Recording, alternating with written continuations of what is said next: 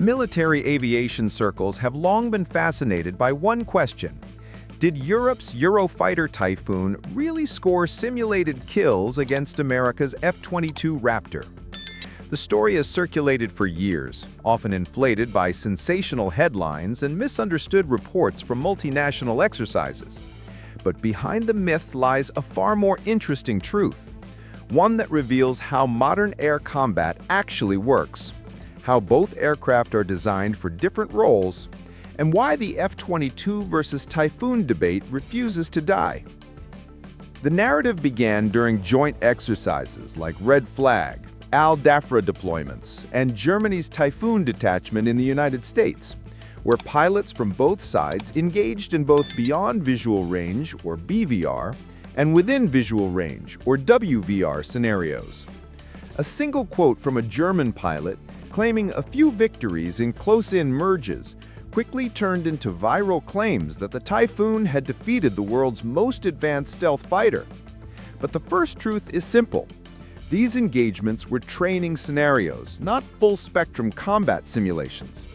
In many of these drills, the F-22 intentionally handicapped itself, limiting radar use, turning off certain sensors, or restricting its normal engagement rules to allow allies to learn how to fight advanced threats. In other words, the Raptor was not operating in its real combat configuration. To understand the dynamics, it's crucial to recognize what the F-22 Raptor was built for. The Raptor is the world's first operational fifth-generation air dominance fighter, combining stealth, supercruise, extreme agility, and unmatched sensor fusion. Its advantage in BVR combat is overwhelming. Stealth drastically reduces detection range, enabling the F-22 to engage enemies long before they can react. In real combat, Typhoons, or almost any fourth-generation fighter, would likely never even see the Raptor before being targeted. This is why US pilots often say, if you can see an F-22, something has gone very wrong. On the other hand, the Eurofighter Typhoon is not a stealth platform, but it is one of the most capable 4.5-generation fighters ever built. Its superior thrust-to-weight ratio, canard delta aerodynamic design, and high instantaneous turn rate make it a monster in close-in dogfights.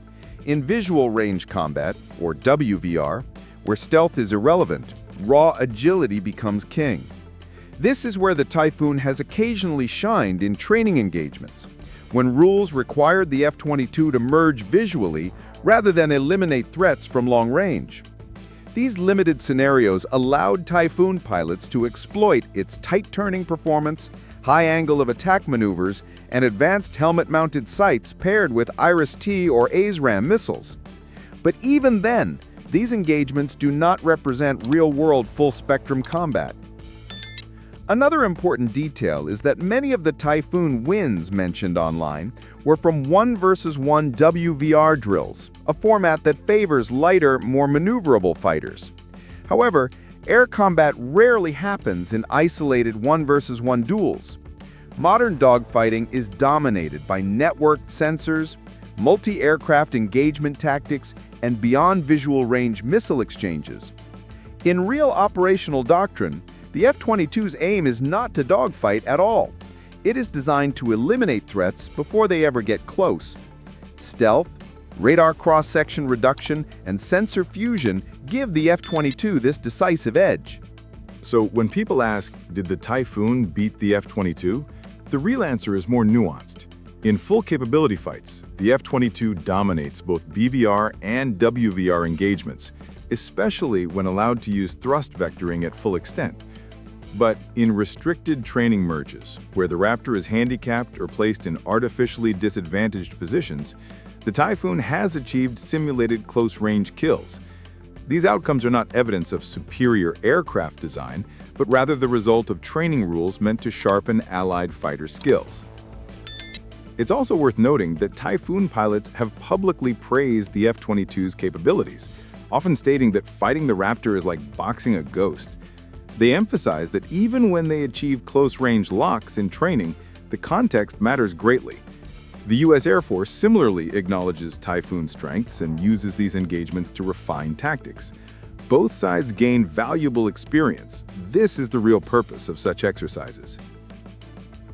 The endurance of the F-22 versus Typhoon myth speaks to a broader human fascination with rivalries: East versus West, stealth versus speed, technology versus maneuverability. It's thrilling to imagine underdogs scoring surprise victories against ultra-advanced foes. It's even more exciting for media outlets that thrive on dramatic headlines. But the truth is more technical and far more interesting. These aircraft represent two distinct philosophies: the F-22's emphasis on stealth and first-shot dominance versus the Typhoon's focus on maneuverability and multi-role adaptability. Each fighter is exceptional in its intended role, and each can outperform the other under specific conditions. Ultimately, the wargame myth persists because it captures our imagination. The idea that a European 4.5 generation jet could challenge America's elite 5th generation fighter feels like a modern David and Goliath story. But in real combat, stealth, first look advantage, and sensor fusion overwhelmingly favor the Raptor. The Typhoon may occasionally shine in scripted close-range engagements, but the F-22 remains the world's most dominant air superiority aircraft. The truth is not about who won, but how these controlled training scenarios help Allied air forces evolve, cooperate, and stay prepared for real threats. In the end, the myth highlights something important.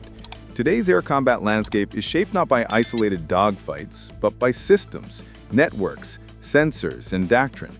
And in that world, the F-22 stands unmatched, not because of hype, but because of decades of engineering, investment, and tactical evolution. The Typhoon is a formidable jet, and its pilots are world-class. But the Raptor operates on a different level, one that still sets the global benchmark for air dominance.